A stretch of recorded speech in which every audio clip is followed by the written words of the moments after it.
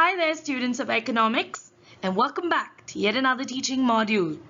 This module is titled Main Market Forms, Market Structures. Well, we all like shopping, don't we? Sometime or the other, we have all gone out to do some kind of shopping. Perhaps it's the nearby grocery store, or maybe the vegetable market or the fish market. Perhaps you've gone to another village or another city to do some shopping on a particular day. Maybe you have gone to a supermarket, or you like going to malls nowadays, right? So you have been exposed to different kinds of market setups. And that is exactly what we will be trying to examine in this teaching module. We will be learning about different types of sellers and their market forms. So stay with me and let's go on. In order to prepare you to receive what we have to offer you today in this module, I'd like you to consider another example.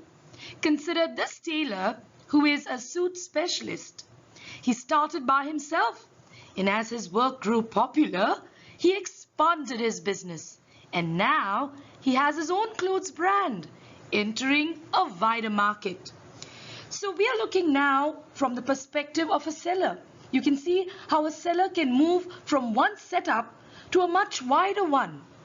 We're going to study from the perspective of the seller what kind of markets there are or can be depending on the number of sellers in the market, the number of buyers, and the types of markets. And that is what we're going to venture out to study today. So stay with me.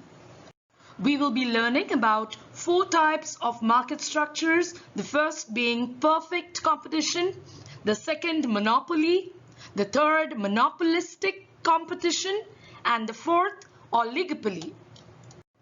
What is a market? A market refers to a mechanism or an arrangement that facilitates or helps contact between the buyers and sellers for the sale and purchase of goods and services. Well, we have been exposed to such a setup where we have seen this arrangement that helps the contact between you, the buyer, and the seller from whom you want to purchase something. But it could also have a wider aspect or meaning to it. You could be talking about the market for clothes, the industry for automobiles, or the airline industry, an industry for a particular brand of detergents or soaps. Or perhaps it may be a market in which there is only one seller or 2 sellers maybe for a product. So it could have a wider meaning. Let us begin by studying the first market form, that is perfect competition. Now, what is perfect competition? It is a market form where there are a large number of buyers and sellers of a commodity. A homogeneous product is sold with no control over price by any individual firm in that market. Price is determined by the forces of demand and supply. For example, wheat, gold, silver, and the currency market all over the world. Let us now study the features of perfect competition, the first being large number of sellers and buyers.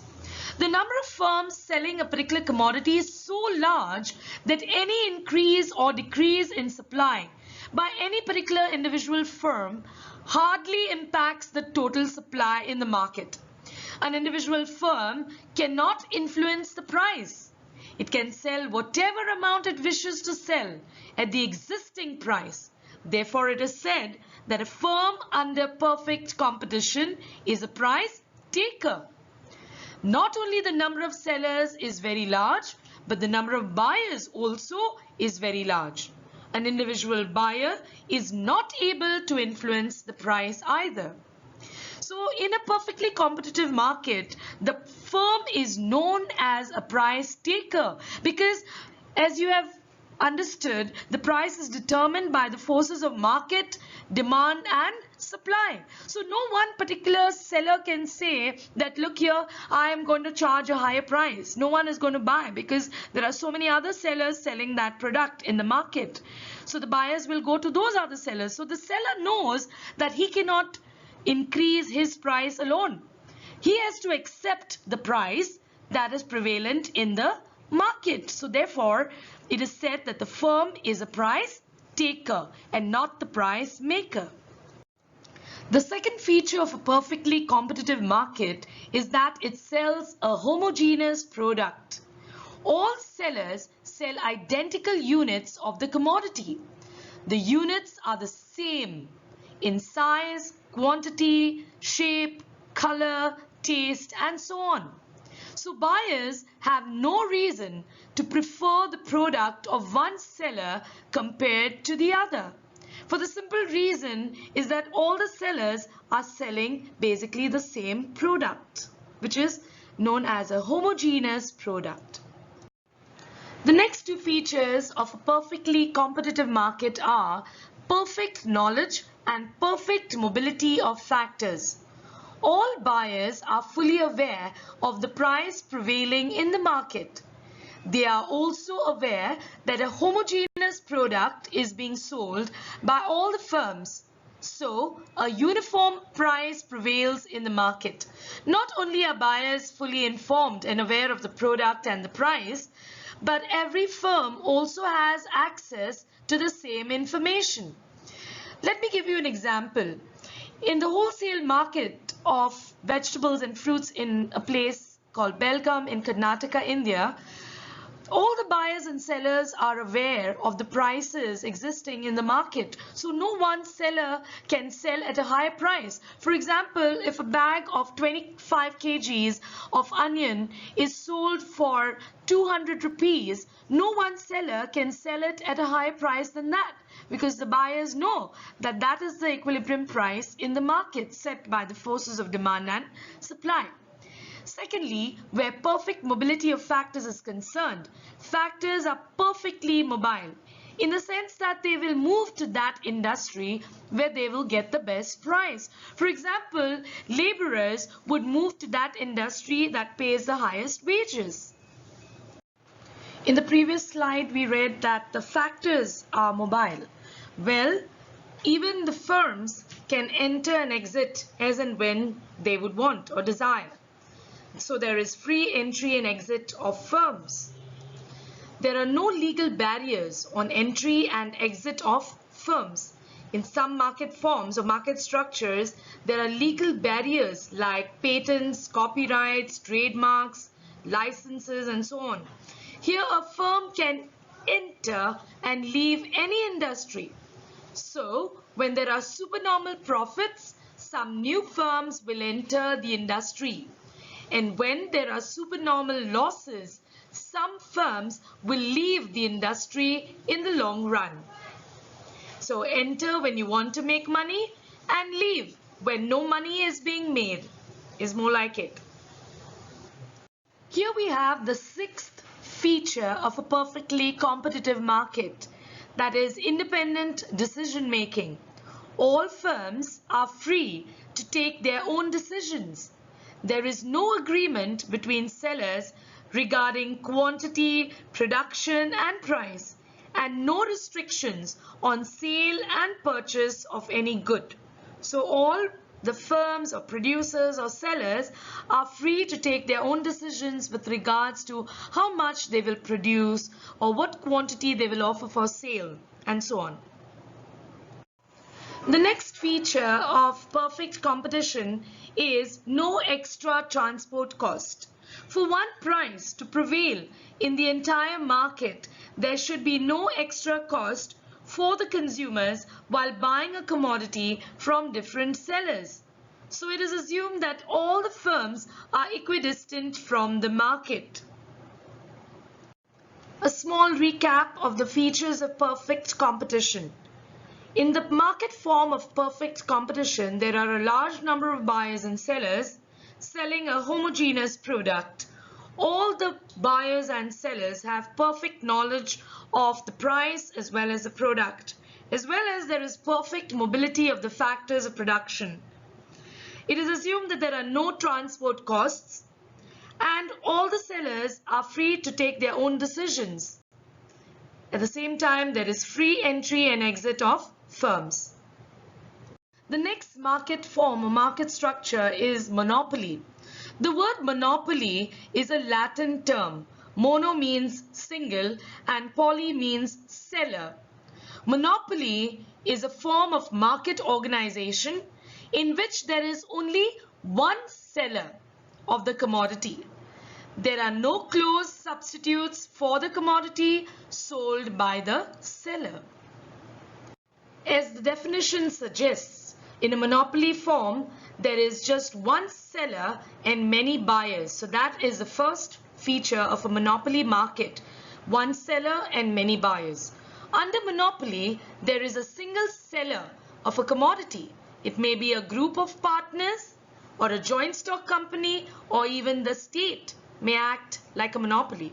But there are a large number of buyers of the product. In the case of a group of partners, they work together as one unit, as one firm. However, they may be partners, but they would form a monopoly market together. So also in the case of a joint stock company, they would behave as a monopoly, provided they were selling a product which has no close substitutes. There are times when the word state is synonymous with the word government. So the state may be a sole owner of a particular establishment or enterprise. Like in the case of the Indian government is the sole owner of Indian Railways. The second feature for monopoly market is restrictions on entry and exit of new firms. Unlike in the case of perfect competition where there is free entry and exit, in a monopoly market there are restrictions. In this form of market, there are restrictions or legal, technical or natural barriers to entry of new firms in the form of patent rights or exclusive control over a technique or raw materials. Now, what is a patent? A patent is a limited right granted by the government that allows the inventor to stop other people or companies from making, using or selling a specifically defined invention. So in this way, the firms restrict the entry of new firms entering into their market by going for a patent or a license even. Could be even a copyright on the product. The next feature of a monopoly market is no close substitutes. A monopoly firm produces a commodity that has no close substitute. Example, there is no close substitute of Indian Railways as bulk carriers. Because it is the only provider of railway transport in India, it operates a monopoly position. Consumers have no other provider they could use to travel by train. So therefore, in a monopoly market, the product has no close substitutes. And therefore, that particular firm would be the only one selling that product. The fourth feature of monopoly is full control over prices. Being a single seller of the product, a monopolist has full control over the price. Here, the monopoly firm is a price maker, not a price taker. He can fix whatever prices he wishes to fix for his product. So, unlike in the case of perfect competition where we saw the firm is a price taker, the firm in a monopoly market is a price maker. Being the only one selling his product, he has the freedom to make the price or to set the price in the market, and the buyers would buy at that price since he is the only seller selling that product. Because the price is set by the monopolist, there is the next feature, that is price discrimination. A monopoly firm may charge different prices from different buyers in the market. This is called as price discrimination. It is a practice by a seller for charging different buyers for the same good. Here we see illustrated in the example, there is a seller, a monopolist. He charges a price of rupees 100 to one buyer, a price of rupees 150 to yet another buyer, and perhaps these two are his friends, so he might charge them just 70 rupees for his product. In other words, there is a different price to different customers. Here's a short recap of the features of monopoly.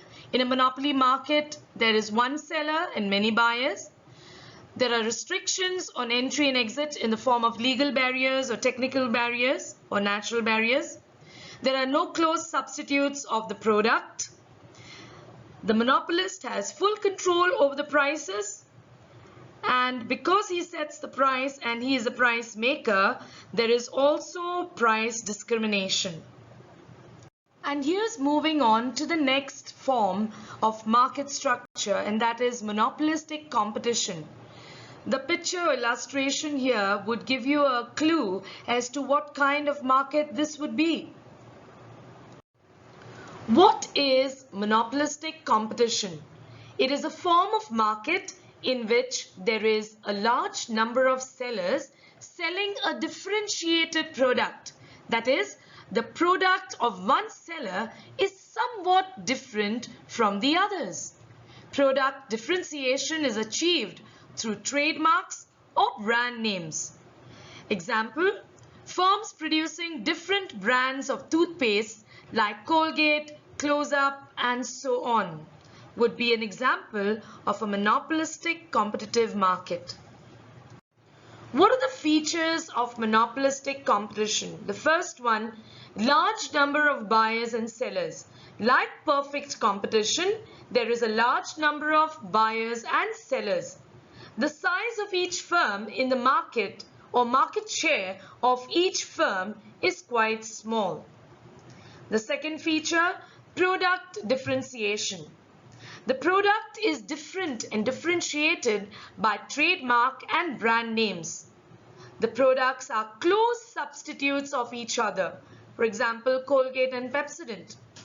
Because of product differentiation, each firm can decide its price policy independently. In this way, each firm has partial control of the price. We know that toothpaste like Colgate and Pepsodent have similar price range. However, Colgate is free to price their product the way they want, and Pepsodent is free to price their product the way they want. However, the prices will be more or less the same because they are competitors and their products are close substitutes of each other. They are noted by their brand names. So we see monopolistic competition combines the features of monopoly and perfect competition. Trademark gives monopoly power, and since many firms are producing the same product, for example toothpaste, there is competition. Some more examples of monopolistic competition are soap industry, the clothing industry, detergents, toothbrushes, grocery items, and so on that are depicted here. The third feature of a monopolistic competitive market is lack of perfect knowledge. Sellers and buyers of a product and the owners of factors of production do not have perfect knowledge about the market price because of product differentiation. There are innumerable products, each being close substitutes of the other. The buyers do not know about all these products, their qualities and prices. So unlike in the case of perfect competition, in the case of monopolistic competition, there is lack of perfect knowledge. The next feature is free entry and exit. Firms are free to enter or exit. However, new firms have no absolute freedom of entry into the industry. Products of some firms may be legally patented. New firms cannot produce those products. Example, no rival firm can produce and sell a patented item like Woodland shoes. There are many sellers selling shoes in the market. However, this particular firm has put a patent on its product, that is shoes. And so it definitely comes under monopolistic competition because there are many sellers of shoes, but this particular firm has differentiated its product and restricted the entry into its particular type of shoes that it manufactures with the help of a patent. The next two features of monopolistic competition are selling costs and non-price competition. Let us take the first one in the slide, that is selling cost. Each firm has to bear selling costs like expenditure on advertisements to promote its sales. This is because there is a large number of close substitutes in the product. So the customers have to know about their product, and that can happen only through advertising. They need to show their consumers or customers how different their product is from the others in the monopolistic market. So they spend a lot on advertising through the media, through billboards, and so on. Next is non-price competition. Firms may compete with each other without changing the price of the product. For example, with a 5 kg pack of Tide, a bucket is given for free. Also, in this market form, a firm can sell more of the product only by lowering the price. A small recap of the features of monopolistic competition before we go to the next market form. Large number of buyers and sellers, product differentiation, lack of perfect knowledge, free entry and exit, there are selling costs that are incurred, and they resort to non-price competition. And now moving on to the last market form or structure, that is oligopoly. What is oligopoly? It is a form of market in which there are a few big sellers of the commodity and large number of buyers. Each seller has a significant share in the market. There is a high degree of interdependence among the sellers regarding their price and output policy. There is severe competition in the market. For example, there are only a few auto producers in the Indian market. I'll just cite a few. Here, they are Maruti Udyog, Tata, Ford, General Motors are some well-known brand names. What are the features of an oligopolistic market? The first one is few firms and large number of buyers. We saw in the definition, we define this as a market where there are few firms, few large firms or firms that dominate in the market. So here we go. A few firms, but large in size, dominate the market for a commodity. Each firm commands a significant share of the market and can impact the market price of the product. The number of buyers are so large that no individual buyer can impact the market price of the product. In the video game console market, for example, we have a few players. Nintendo, Microsoft, and Sony are mentioned. The next feature of an oligopoly market is the presence of entry barriers. There are various barriers to entry of new firms. The barriers are almost similar to those under monopoly. Entry of new firms is extremely difficult, if not impossible. Here are some of the factors that make it difficult for new firms to enter an industry.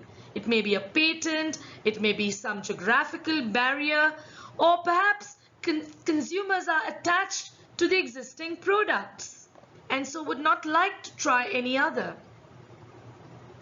The third feature of an oligopolistic market is high degree of interdependence. There is a high degree of interdependence among firms. Price and output policy of one firm impacts the price and output policy of another firm. For example, if General Motors reduces the price of its cars, perhaps a particular model of its cars, Ford Motors also may do the same on its similar model of cars. So while taking action on price or output, the firms must take into account the possible reactions of rival firms in the market. So that means in an oligopolistic market, the rival firms are aware of how the other firms may change their price. Here is a very important feature of an oligopolistic market, and that is formation of cartels. With a view to avoid competition among the few firms that they are, firms may form what is called a cartel. What is a cartel? It is a formal agreement among the firms to avoid competition. A leading firm in the market is accepted by the cartel as a price leader. All firms in a cartel use the same price as set by the price leader. A typical example of a cartel is OPEC, that is Organization of Petroleum Exporting Countries. It is a cartel of 12 countries mentioned here: Algeria, Angola, Ecuador, Iran, Iraq, Kuwait, Libya, Nigeria, Qatar, Saudi Arabia, UAE, and Venezuela. And among these 12 countries, Saudi Arabia is the price leader. The last feature of an oligopolistic market is non-price competition. Under oligopoly, firms stand to avoid price competition. For example, in India, Coke and Pepsi soft drinks sell at the same price. However, in order to enhance its share in the market, each firm tries to resort to non-price competition. Coke and Pepsi may sponsor different games and sports.